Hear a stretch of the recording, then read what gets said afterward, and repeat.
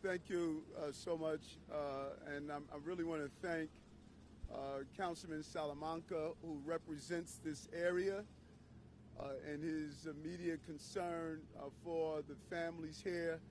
And I'm really hoping that you can get the video of the responding officers who responded immediately to the scene just to see the heroic action that took place here. And I'm joined here again by Vanessa Gibson, our borough president, who has been dealing with, this is the second major crisis that she has responded to. And I just want to thank you, Vanessa, just for the consistency in being here for these families during this time. Also, Lieutenant Governor Brian Benjamin and Congressman Richie Torres as well. And we're joined by our agencies. They've had an extremely busy week, but their level of professionalism is what's needed during these times of crises. A crisis will not wait until we're ready for it to respond. We have to always be ready to respond. The FDNY Chief John Hodgins, acting OEM Commissioner Christine Farrell, as well, and the countless number of men and women who are part of the FDNY and the police department responding to this emergency here. Right now, we have 8 injured, 1 fatality. Our hearts go out to the family members of the lost lives, but clearly the action of FDNY and NYPD and residents, their quick response really allowed many that were a part of this crisis not to in some way be seriously injured or to die in this issue. And so I want to thank them. Included in the 2 people in serious conditions at hospital, our hearts again go out to them. This tragic and frightening event after the inferno we saw just days ago just really add the pressure on the Bronx and all those who have experienced and overcoming this issue as it seems to continue to unfold right now. The professionalism that was displayed, the 5 officers that sustained injuries during this rescue efforts, we want to thank them for their actions, but we saved lives today.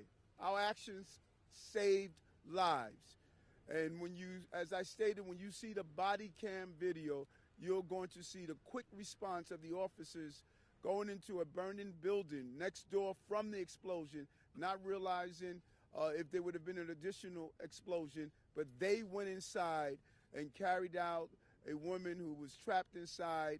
And we're hearing countless stories from those who are in the hospital, who are the homeowners in this area. So there's so much we need to find out about this incident. It's an ongoing investigation to determine what happened. Con Ed is here. The investigation will determine exactly what happened here. Right now, gas is off on the entire block.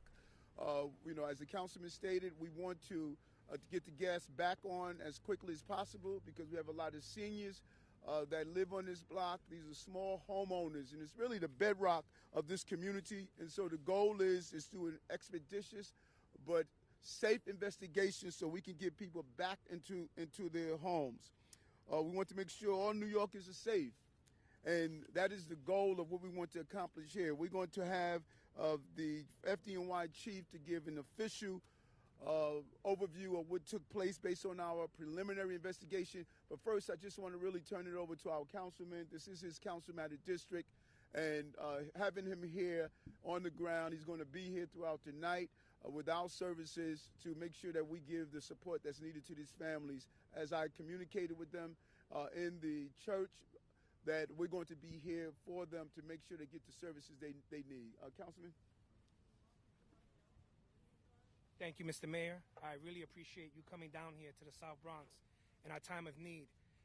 For many of you that know, the Bronx has always been a borough that understands, well, not that understands, that has always suffered back in the 70s and 80s from fires. And this is nothing new here in the South Bronx. When you look around and you look at all these buildings, the 70s and 80s, many of these buildings were burnt down to the floor. These homes behind me were part of the revitalization of the South Bronx that Father Gigante and Sister Thomas made back in the 80s, late 80s, beginning of the 90s. And to see these fires really breaks our hearts and breaks our homeowners' hearts. But what I did see here today was, as I was talking to homeowners, they knew who and the names of those individuals that lived in each and every one of those homes. They knew who was missing. There was one gentleman who they thought was missing, and they found him in Puerto Rico. They were able to call his family. I cannot say how thankful I am for the 4-1 precincts for really going out of their way, the captain and his other 4 officers risking their lives to save families there. When the mayor and I were inside the church, we spoke to a family, spoke to a lady, said she was stuck inside her apartment. She could not open the door, and the fire department were those that saved their lives. So I really have to thank FDNY and NYPD for really going out of their way and saving lives. En español, le quiero dar las gracias al alcalde por estar aquí con nosotros, y también quiero que ustedes realicen algo. El sur del Bronx siempre nosotros hemos tenido la experiencia de fuego. En los 70 y en los 80 sabemos que teníamos muchos dueños de building que se querían salir, y lo que hicieron es que pusieron fuego a estos buildings. Las casas que tenemos aquí atrás de nosotros fue parte de realizar y traer el development para atrás a nuestra comunidad. Estas casas no están aquí desde los 80. Es un orgullo para estas familias de ingreso bajo que pueden ser dueños de casa. Lo que ocurrió aquí nos ha devastado a nosotros, pero sabemos el amor que nuestras familias tienen para uno al otro. Cuando yo estaba hablando con los dueños de casa, ellos sabían los nombres de cada persona que vivía en esas casas, aunque eran dueños o tenants. Cuando estábamos adentro, hablamos con ciertas familias, dueños de casa, que dijo que el departamento de bomberos tuvo que forzar la puerta abierta y le salvaron la vida. Y también el capitán del precinto 41 con sus oficiales fueron y salvaron la vida de otra persona, y van a ver un video. Le quiero dar las gracias al departamento de policía y a los bomberos y al alcalde por estar aquí, y realmente I thank you for really taking care of us in the South Bronx.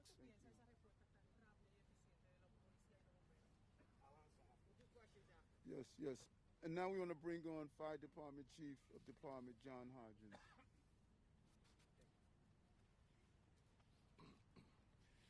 Good afternoon. Fire Department received a call this morning, and we responded, and we were here within 4 minutes.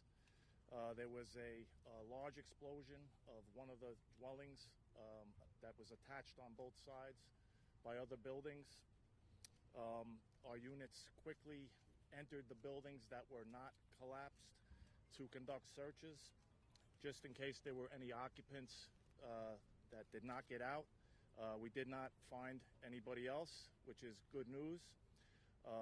There were 2 sisters from the fire building that were inside the building when it exploded, and our units saw them laying on the ground outside, and were able, and working in conjunction with our EMS units, we took those people and we got them to a hospital quickly. Unfortunately, one of them has succumbed to the injuries and has passed away. The other victim was the 3rd victim of this, was the woman that was removed by the NYPD officers very quickly upon arrival. When we arrived, we also went in and searched those buildings, as I had already stated. This was a great joint operation between many agencies, Con Edison and our Bureau of EMS. We worked together just to, safely as possible extinguish this fire. We used approximately 200 fire and EMS personnel from our agency, and we're continuing to investigate, to drill down and to find out exactly what caused this. And we will be on scene, operating as we sift through the rubble, just to look for any type of evidence. Can we go ahead and ask you questions now? We go through that question after. And also acting OEM Commissioner Christine Farrell. Thank you. Like the other agencies, emergency management is here. We have our responders in the field that are coordinating with Con Ed, with buildings, with housing preservation and development, to get, like the councilman and the mayor said, to get the gas on back in the houses where we can do that pretty much immediately. Once this incident happened, St. Athanasius Church, the church right there, opened its doors, and residents, affected people were able to go in there. The Red Cross also got here very rapidly. They are working with the residents to get them food, water, other immediate needs that they have. And for people, obviously some of these buildings are destroyed, and for people that need housing, anyone on the block tonight, if they need housing, we will work that out in area hotels.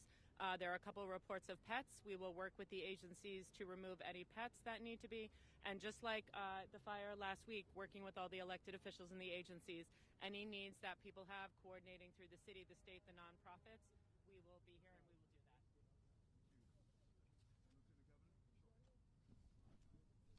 This is a serious tragedy. Audio died. I think the bolt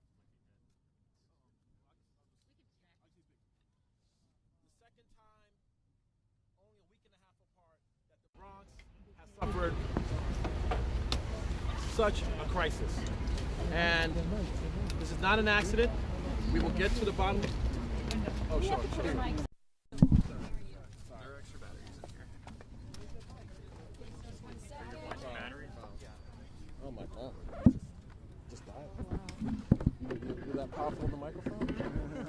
That's what you call a mic. Exactly. She's like, press conference is over.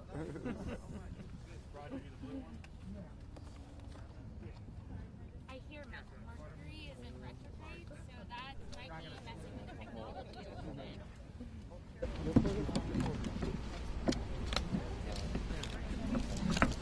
Stop.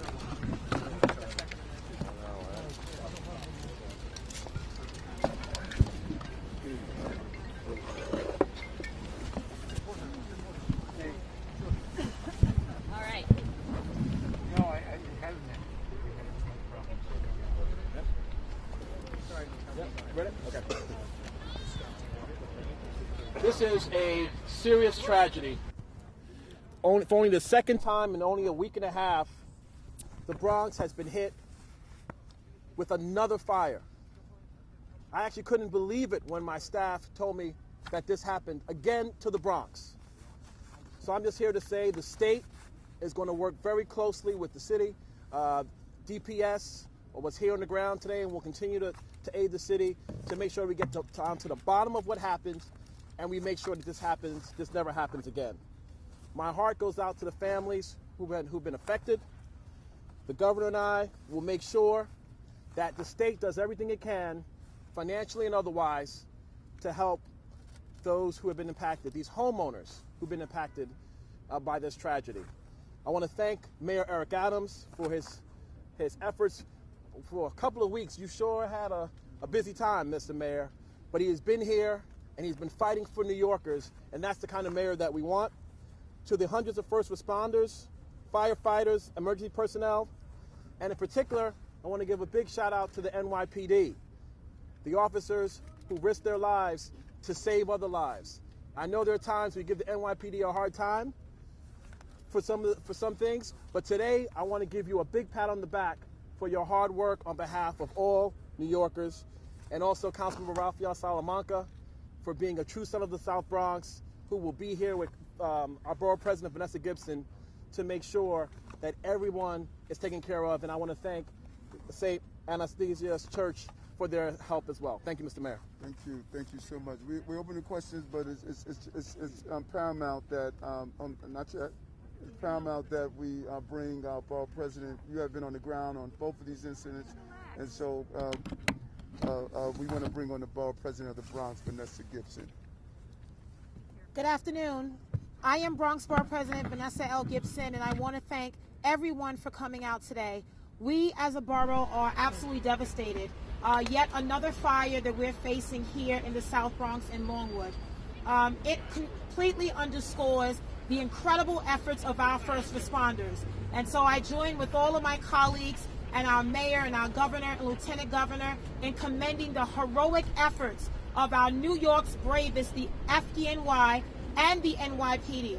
To Captain Mosquia and the 4-1 precinct, the entire Patrol Borough Bronx,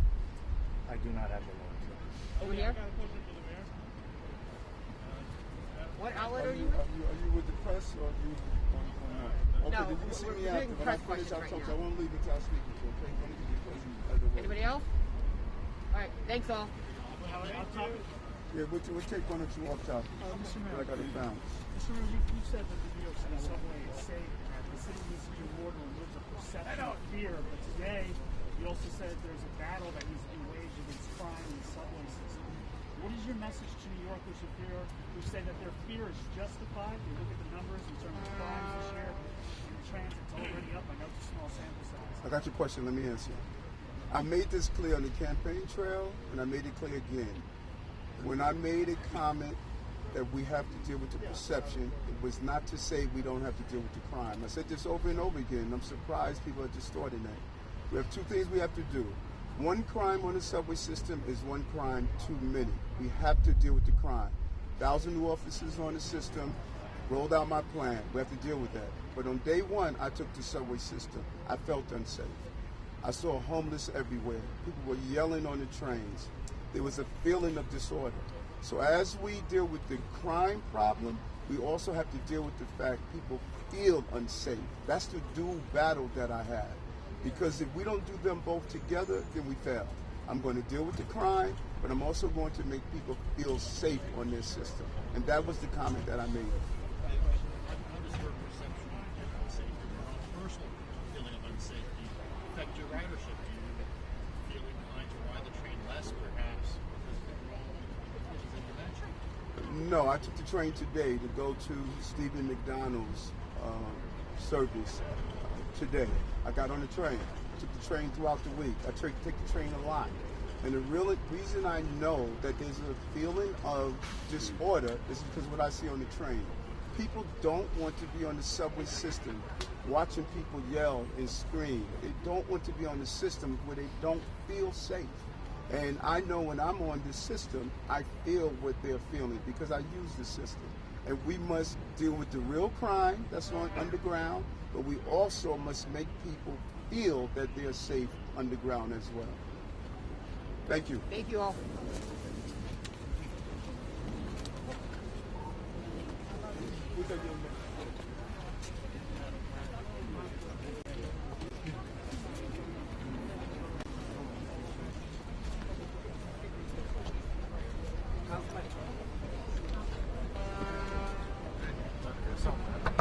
Oh.